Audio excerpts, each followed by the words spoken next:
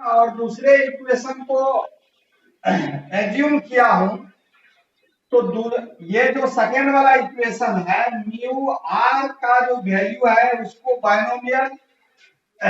Expansion से हमने expand कर दिया और ये जो इंटीग्रेशन है और एफ ऑफ एक्स को हमने इसको कंबाइन कर लिया है। तो ये देखिए मोमेंट का जो भी आप इससे पहले आर एफ मोमेंट का जो भी आपको डिनोशन जैसे कि इसको म्यू आर डैश से डिनोट किया जाता है उसी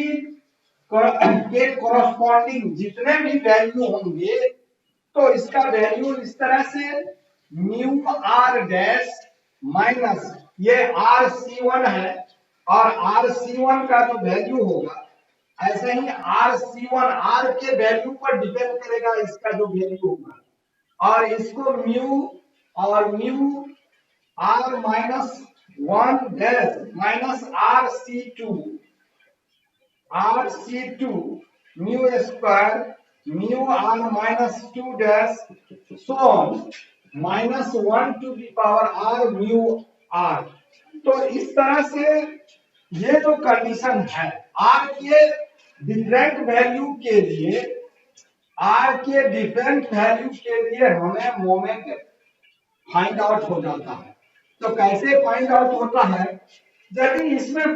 आर का वैल्यू पुट द आर का वैल्यू यदि 2 पुट किया जाए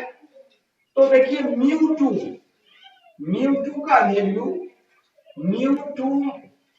और आर सी यानी 2C1 का वैल्यू 2C1 का वैल्यू क्या हो जाएगा और mu one dash plus 2C2 और mu square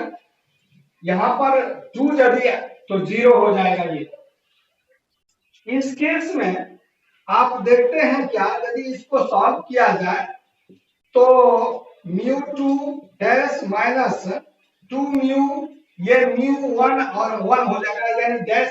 mu one dash हो जाएगा स्क्वायर हो जाता है ये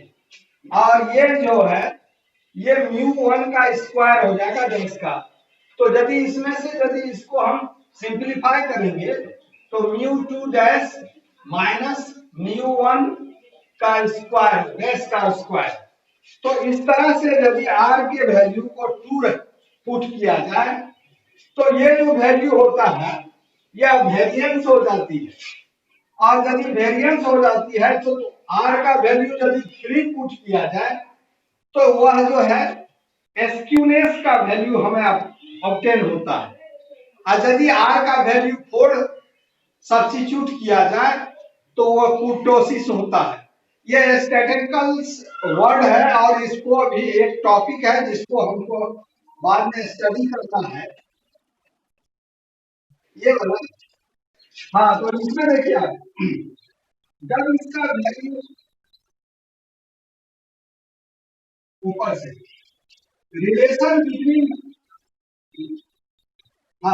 relation between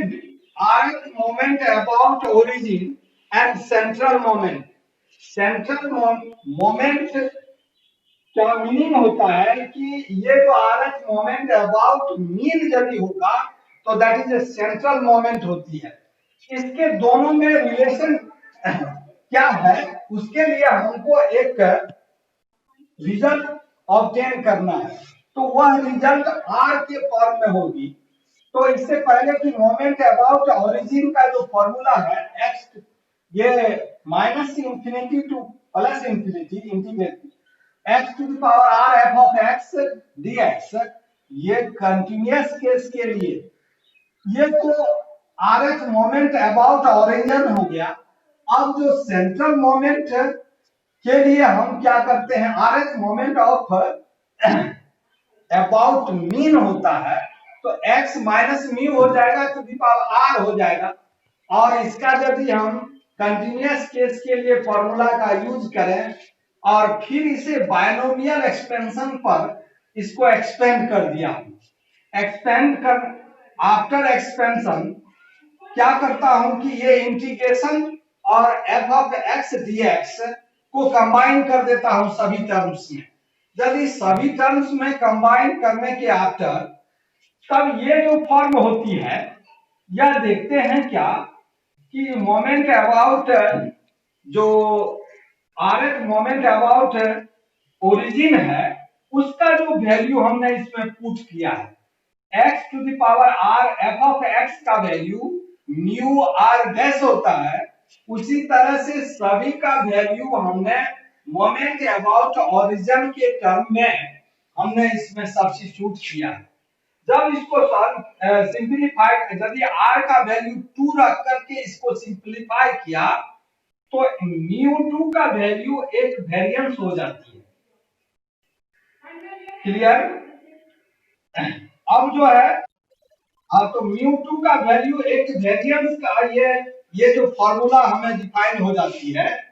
इसी तरह से यदि r का वैल्यू यदि 3 सब्स्टिट्यूट किया जाए तो r के वैल्यू इसमें जब सब्स्टिट्यूट किया जाए 3 तो वह जो रिजल्ट होगी वह एसक्यूनेस होगा। और यदि r का वैल्यू यदि 4 इसमें सब्स्टिट्यूट किया जाए तो वह कुर्टोसिस होगा। जो स्टैटिस्टिक्स एक टॉपिक्स है दोनों, एसक्यूनेस और कुर्टोसिस। इसके आफ्टर यदि डिस्ट्रीब्यूशन चैप्टर यदि इन कर जाएगा तब उसके बाद हम एसक्यूनेस और कुर्टोसिस पर डिस्कस करेंगे। तो इससे पहले कि आप r का वैल्यू इसमें यदि 2 पुट करते हैं तो हमें वेरिएंस डिफाइन होती है, और यदि r का वैल्यू 3 पुट किया जाए इसमें तो एस्क्यूनेस होता है, और r के वैल्यू को यदि 4 किया जाए तो कुर्टोसिस होता है। तो इस तरह से r के वैल्यू को सब्स्टिट्यूशन के बेस पर हम वेरिएंस और कुर्टोसिस या एस्क्यूनेस को ऑब्टेन कर सकते हैं। इस तरह से मोमेंट जो है, मोमेंट में जो भी कंसेप्ट था इसी पर डिपेंड होता है। तो जनरली इसको थोड़ा सा इसको फिर से आप सुनिए कि मोमेंट क्या होती है। RF moment about any point के फॉर्मूला क्या होती है, आरएफ मोमेंट अबाउट ओरिजिन की फॉर्मूला क्या होती है, आरएफ मोमेंट अबाउट मीन का जो फॉर्मूला होती है, ये सभी को आपको रिमेंबर करना है। अब relation between RF moment about origin और central moment as a RF moment about mean होती है, उससे हमें क्या होती है कि जो भी मीन वेरिएंस, एस्क्यूनेस और कुर्टोसिस के जो फॉर्मूला होते हैं वह ऑब्टेन होता है। ये डिस्टिंक्ट वैल्यू ऑफ आर के पर है। यदि आर का वैल्यू 2 होता है तो वह वेरिएंस होती है, आर का वैल्यू 3 रखा जाए तो वह जो है एस्टिमेट होती है, और आर का वैल्यू 4 रखा जाए तो कुर्टोसिस होता है। और आर का वैल्यू यदि इसमें 1 रखा जाए तो वह जो है मीन होगी। अब तो ये मीन वाला जो है मोमेंट वाला जितना भी कंसेप्ट था यहीं पर इंड होती है। और इसके बाद moment generating function, what is moment generating function and it's how to exert the value any distribution, किसी डिस्ट्रीब्यूशन से आप मोमेंट ऑफ जनरेटिंग फंक्शन कैसे डिफाइन करेंगे। तो यहाँ पर मोमेंट generating function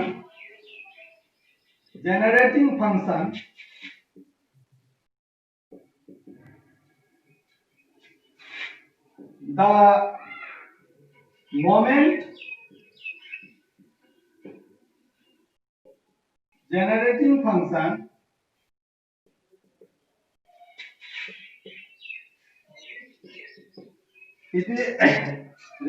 ये शॉर्ट में MGF से डिनोट किया जाता है, of a random variable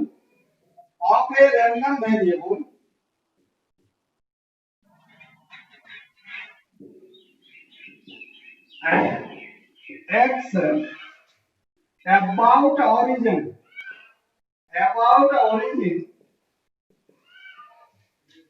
and f of x is a probability function.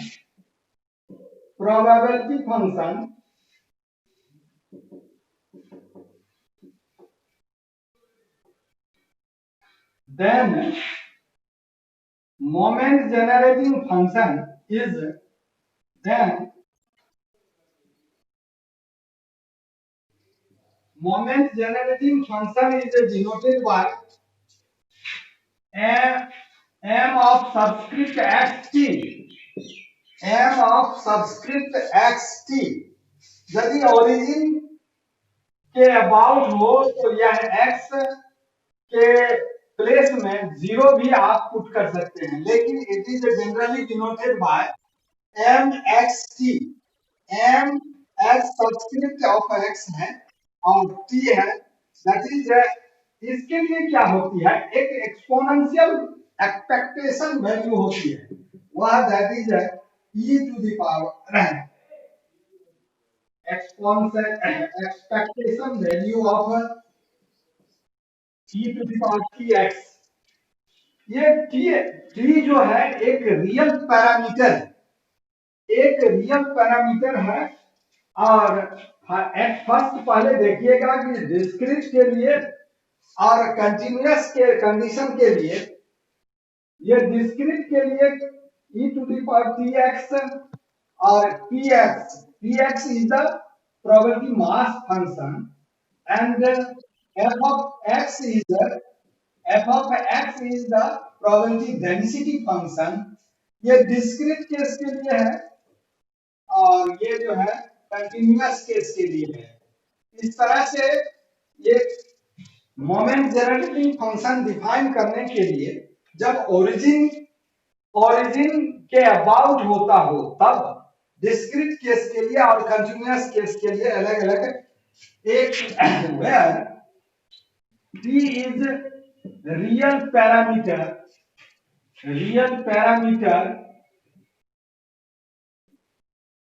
and real parameter and इसमें देखिएगा कि इसके जो आर एच यानी कि एक्सपोनेंशियल फॉर्म होती है और एक्सपोनेंशियल सीरीज के टाइप में यदि इसको एक्सटेंड किया जाता है तो टोटली जो आर एच एस वाला जो रिजल्ट होगी वह एब्सोल्युटली कन्वर्जेंट होगा।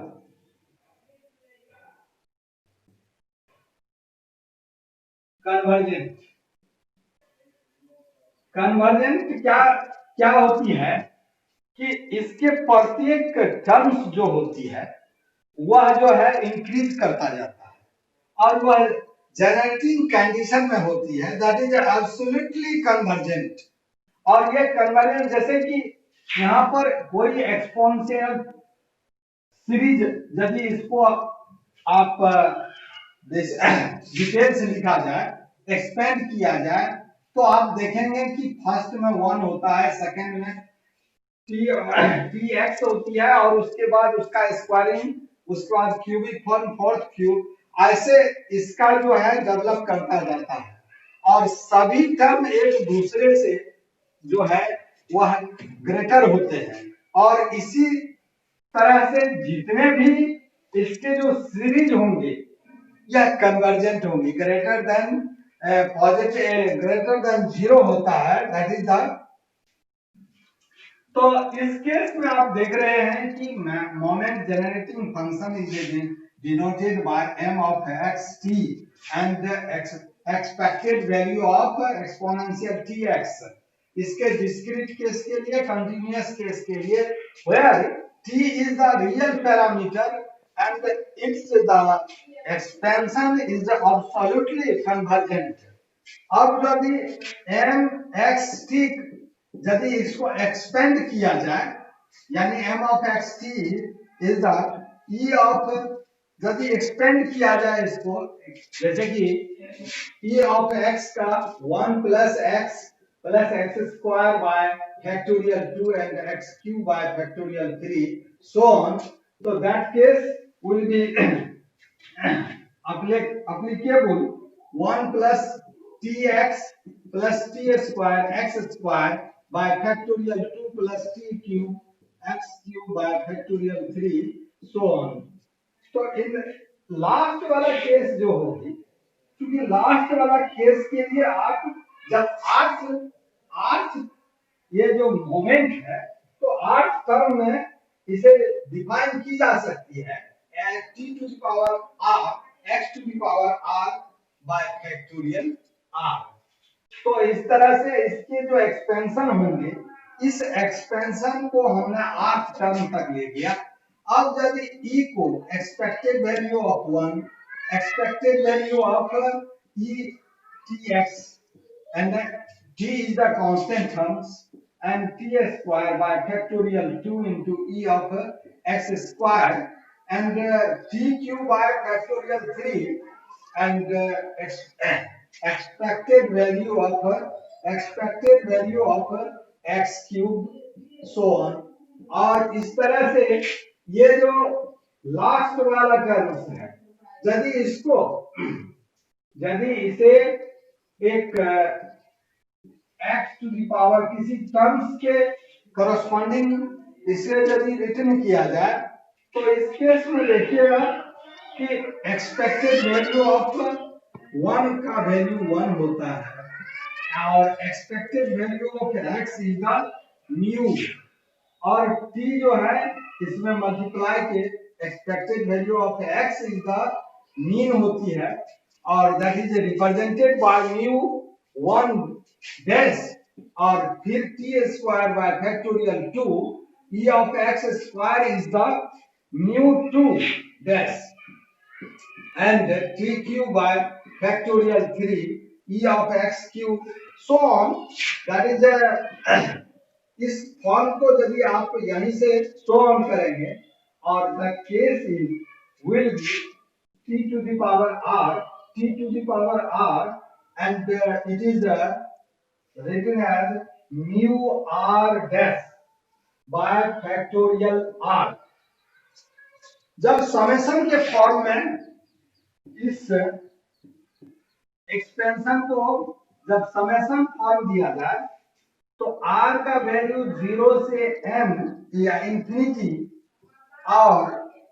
t to the power r by factorial r mu r dash के फॉर्म में इसे कैन बी रिटन एज। अब इस में देखिए ये जो टर्म्स है, इस टर्म में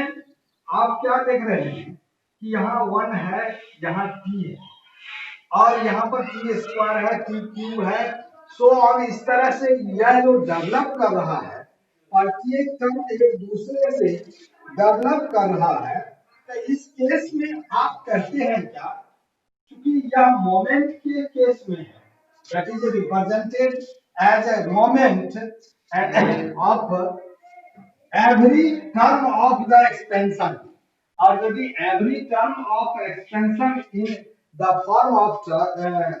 मोमेंट तो since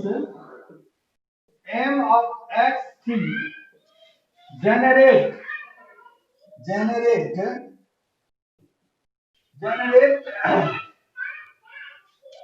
मोमेंट, सभी मोमेंट को यह जनरेट कर रहा है। It is called as moment generating function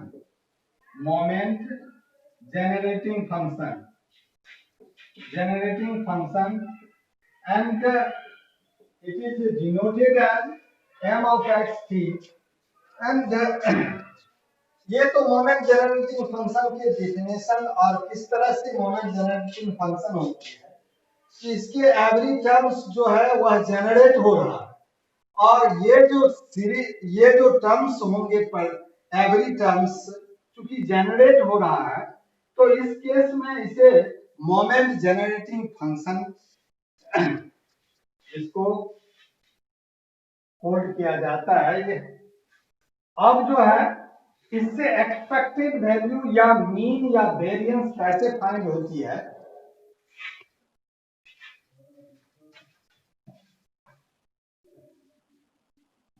hello hello, time हो गया क्या? टाइम हो गया है क्या? देखिए,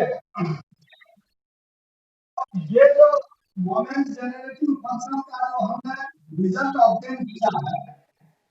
और इस रिजल्ट में ये जो लास्ट वाला टर्म्स है, यानी कि समेशन का जो फॉर्म है, इस समेशन के जो फॉर्म है T R by factorial R and mu R, यानी म्यू आर का डैश है, इस फॉर्म में देखिए आप कैसे एक्सपेक्टेड वैल्यू इससे फाइंड आउट करते हैं। तो एक फॉर्मूला है, वह फॉर्मूला क्या होती है कि जब इसे आठ आठ टाइम इसको यदि डिफरेंशिएट किया जाए टी के रिस्पेक्ट में, तो ये जो एम ऑफ एक्स टी का जो वैल्यू होगा वह आठ टर्म्स के आठ टर्म्स के रिस्पेक्टिव में इसका मीन वेरिएंस या स्टैटिस्टिकल या एक्सपेक्टेशन वैल्यू हमें ऑब्टेन हो जाती है। और इस तरह से आप देखिएगा कि ये जो मोमेंट है, अब इसको देखिए, जितने भी कंडीशन आपने देखा कि यदि यहाँ पर इसको यदि एक्सपेंड वाला फॉर्म लिखा जाए mu one dash plus T square by two mu O mu two dash, और इस तरह से टी क्यूब और by factorial three plus so on minus T to the power R by T to the power R by factorial R और mu R dash होता है। इसके expansion को हमने इसलिए लिखा कि जब हम इसको आठ टाइम यदि डिफरेंशिएट करेंगे टी के रिस्पेक्ट में, तो जब भी करेंगे तो ये जो टर्म है, ये भी टर्म जो है, ये भी टर्म जो है, ये यह इक्वल टू जीरो हो जाएगा, क्योंकि आठ टर्म करना है इसको हमको डिफरेंशिएट। यदि आठ टर्म में डिफरेंशिएशन करने के बाद ये टोटली ओनली यह टर्म जो होती है, इसके आफ्टर जो होगा वही जो ये जो है रेस्ट में बचता है और उसी का डिफरेंशिएशन होती है। तो टोटली टर्म जो होता है इससे प्रीवियस वाले, ये सभी जीरो हो जाते हैं। अब केस उठता है कि t to the power r को यदि 8 टाइम डिफरेंशिएट किया जाए t के रिस्पेक्ट में, तो एक फार्मूला आपने देखा होगा कि जैसे कि ये d x को n टाइम्स और x के रिस्पेक्ट में यदि x n का यदि डिफरेंशिएट करते हैं तो यह फैक्टोरियल n के इक्वल हो जाता है। ये कहां से होती है? तो आप ये जो पहले बेसेल्स इक्वेशन और Legendary equation of partial differential equation में आपने देखा, और इसी तरह से यदि यहीं पर डी एन टाइम्स डिफरेंशिएशन और ये जो टर्म्स है यदि एक्स एन प्लस वन हो, एक्स एन प्लस वन हो, तो ये जो है फैक्टोरियल एन प्लस वन के इक्वल हो जाते हैं। तो इस केस में देखिए, इस केस में क्योंकि टी पर आर है, तो इसका यदि हम डिफरेंशिएट आठ टर्म में करेंगे और टी के रिस्पेक्ट में, तो that value is factorial R upon factorial R and mu R dash. फिर इसके आफ्टर वाला जो टर्म होगा, इसके आफ्टर जो होगा r प्लस वन होगा, उसका भी टर्म यदि इसमें सब्स्टिट्यूट किया जाए तो r plus one by factorial one into R plus one होता है ये, और उसके बाद mu R dash R plus one होगा। इस तरह से यह टर्म जो है इनके इंक्रीज करता जाएगा। लेकिन हमने दो टर्म्स को लिखा, यदि आगे वाला टर्म r प्लस टू होगा, यहाँ पर टू फैक्टोरियल होगा, r प्लस टू होगा, और यहाँ पर म्यू r प्लस टू हो जाएगा। तो इस तरह से हम यदि इसको डिफरेंशिएट किया n times 8 times with respect to t है। अब इस केस में जब t का वैल्यू जीरो पुट किया है, t इज 0 पुट किया जाए तो दैट केस इज यानी कि d ऑफ टाइम जब differentiating with respect to t mx t that is mu R dash के इक्वल हो जाते हैं। जब इसमें जीरो t का वैल्यू जीरो पुट करेंगे तब तो इस तरह से ये जो मोमेंट होती है वह यदि डिफरेंशिएट किया जाए जितने भी r के वैल्यू में यदि 1 करेंगे तो मीन फाइंड होगा, यदि 2 करेंगे तो एक्सपेक्टेड वैल्यू ऑफ यानी e of x square find होगा। तो इस तरह से फर्स्ट सेकेंड और थर्ड केस में आप देखेंगे क्या in general cases general the moment generating function of x यानी random variable x about any point a is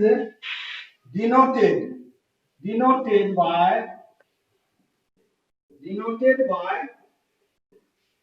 m of x थी यानी कि e of e to the power t x minus a। इस तरह से हम expected value of exponential form के लिए किसी पॉइंट के लिए मोमेंट जनरेटिंग फंक्शन को डिफाइन कर सकते हैं। अब इस पर बेस्ड कुछ एग्जाम्पल है, उस एग्जाम्पल को देखिए। उस एग्जाम्पल में हम आपको एक डिस्क्रीट केस के लिए और एक कंटिन्यूअस केस के लिए डिस्कस करूंगा। हेलो हेलो हाँ हाँ कोई नहीं। अच्छा ये एक तो नोटिकल मैं बता रहा हूँ, देख लीजिए।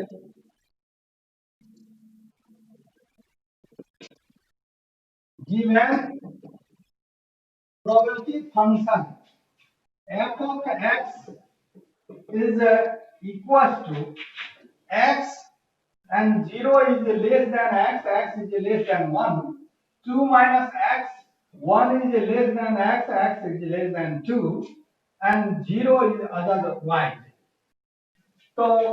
find the MGF moment generating function and mean variance भी हम फाइंड कर लेते हैं। तो ये क्वेश्चन है, इसमें देखिए कि f ऑफ x कि ये जो है प्रोबेबिलिटी डेंसिटी फंक्शन गिवन है और प्रोबेबिलिटी डेंसिटी फंक्शन में ये कंटीन्यूअस केस के लिए होती है, उससे एमजीएफ को फाइंड करना है और एमजीएफ यदि फाइंड कर लेंगे तो उसको जब डिफरेंशिएट करेंगे तो मीन फाइंड हो जाएगा। 1 टाइम्स यदि इसको डिफरेंशिएट करेंगे एमजीएफ को तो मीन फाइंड होता है। तो इस केस में सॉल्यूशन में तो आप देखते हैं कि by definition of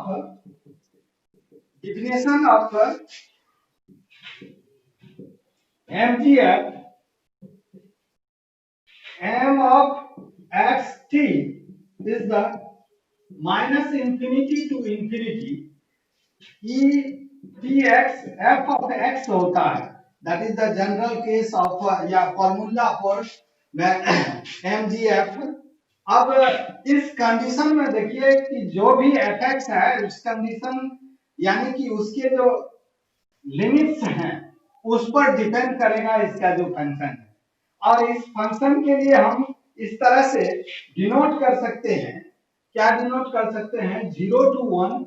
f of x यानी e to the power dx f of x की जगह पर हम x डिनोट कर सकते हैं। ये इस केस के लिए 0 to 1 है, x का वैल्यू जो है वह मिडिल पॉइंट ऑफ 0 और 1 है। फिर दूसरे केस के लिए 1 to 2 है और e to the power tx into 2 minus x into dx। एक ही बार fx का वैल्यू हमने इस रीजन में और इस रीजन में अलग अलग करके हमने ऐड कर दिया। अब जो है ये अदरवाइज जीरो होता है, उस केस के लिए हमें इस इसमें देखिए इंटीग्रेशन बाय पार्ट के बेसिस पर जब इसको इंटीग्रेट करूंगा तो x into e to the power T x इसका integration and divide by t minus अब x की डिफरेंशिएशन और इसका जो है डिफरेंस इंटीग्रेशन हो जाएगा। तो इस इंटीग्रेशन में क्या देखते हो कि x का डिफरेंशिएशन 1 और e to the power T X by T square into 1 हो जाएगा और इसकी लिमिट 0 टू 1 प्लस फिर इसमें देखिए इसको यदि फर्स्ट पार्ट एज्यूम किया जाए तो that integration will be 2 minus x and e to the power tx by t minus minus plus and differentiation of 2 minus x is minus 1 and integration of e to the power tx by t square and limit is 1 2। जब इसके limit के value को put किया जाए तो that case will be at first 1 e to the power t by t minus e to the power t by t square plus 1 by t square और ये तो जीरो हो जाएगा 2 रखने पर तो जीरो और plus e to the power 2t e to the power 2t by t square t square and minus e to the power t by t square and cancellation will एक term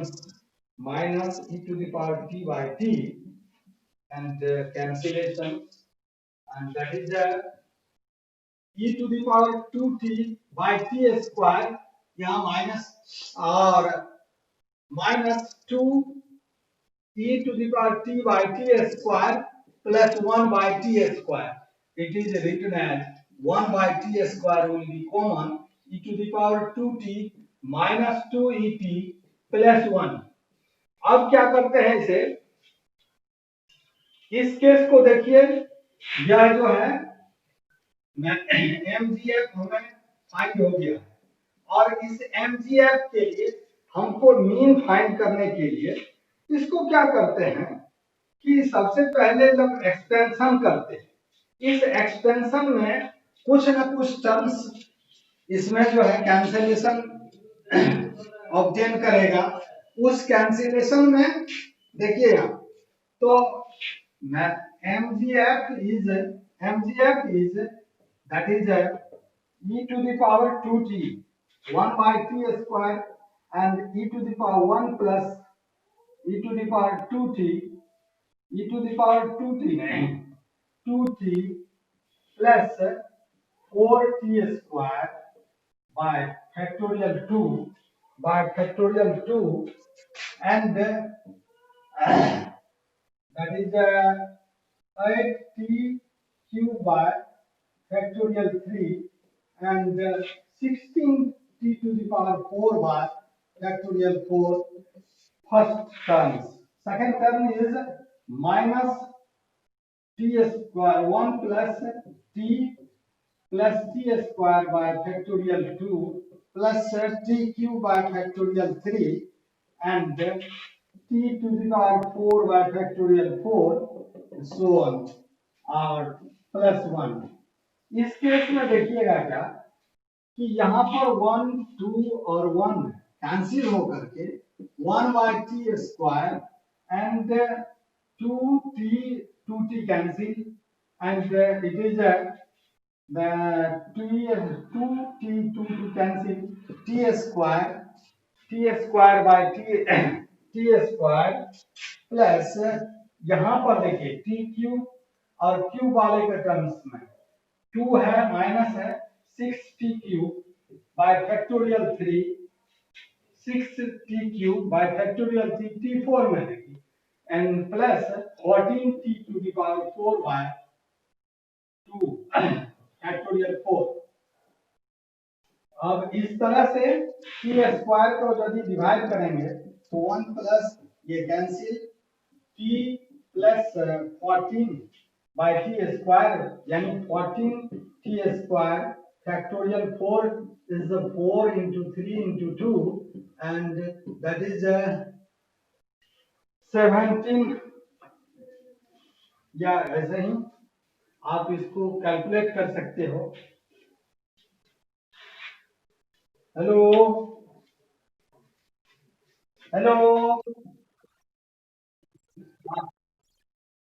हाँ तो आप देखिए ये of x की हमें find हो गया है। अब इसको फर्स्ट बार डिफरेंशिएट करेंगे तो expected value of x find हो जाएगा। तो ये टी के रिस्पेक्ट में एम एक्स टी और इसमें टी का वैल्यू 0 फाइंड रख देते हैं। तो यहाँ पर d बाई डी थी एंड एम ऑफ एक्स थी 1 प्लस टी प्लस 14 एक या 70 स्क्वायर बाय 12 है और इसमें जो है t का वैल्यू 0 जब डिफरेंशिएट करेंगे तो 0 प्लस 1 और ये 7 2t and 14t by 12 and it is t का वैल्यू यदि 0 पुट किया जाए तो t के वैल्यू 0 से यह इसका वैल्यू 1 हो जाता है। तो मीन का वैल्यू जो है 1 हो जाएगा। t का वैल्यू यदि t इक्वल टू 0 किया जाए तो ये 0 हो जाएगा, ये ओनली 1 बचेगा। तो यह जो है मीन फाइंड हो गया। इस तरह से न्यूमेरिकल एमजीएफ के फाइंड ऑब्टेन किया जाता है। हेलो